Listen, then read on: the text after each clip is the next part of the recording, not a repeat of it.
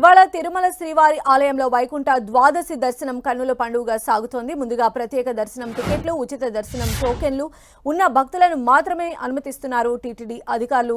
దీంతో time slot టోకెన్లు కలిగిన భక్తులను 2 నుంచి 3 గంటల్లో దర్శనం కంప్లీట్ అవుతోంది.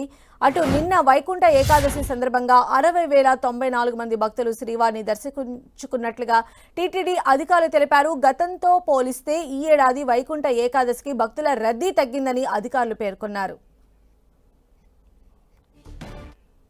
మరిన్ని అప్డేట్స్ తెలుసుకుందాం. మా ప్రతినిధి శ్రీనివాస్ మనకు అందుబాటులో ఉన్నారు. శ్రీనివాస్,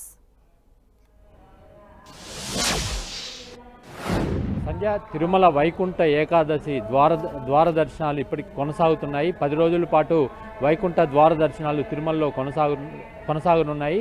నిన్నటి రోజున వైకుంఠ ఏకాదశి సందర్భంగా దాదాపుగా 60,100 మంది స్వామివారిని దర్శించుకున్నారు. ఈరోజు వైకుంఠ ద్వాదశి సందర్భంగా కూడా భారీ ఎత్తున భక్తులు స్వామివారిని దర్శించుకుంటున్నారు. అంటే ముందస్తుగా ఎవరైతే టోకన్లు పొందారో, అంటే ప్రత్యేక దర్శనం టికెట్లు కావచ్చు, అదేవిధంగా ఉచిత దర్శనం టికెట్లు కావచ్చు, ఇవి ముందస్తుగా పొందిన భక్తులకు మాత్రమే స్వామివారి దర్శనాలు లభిస్తున్నాయి.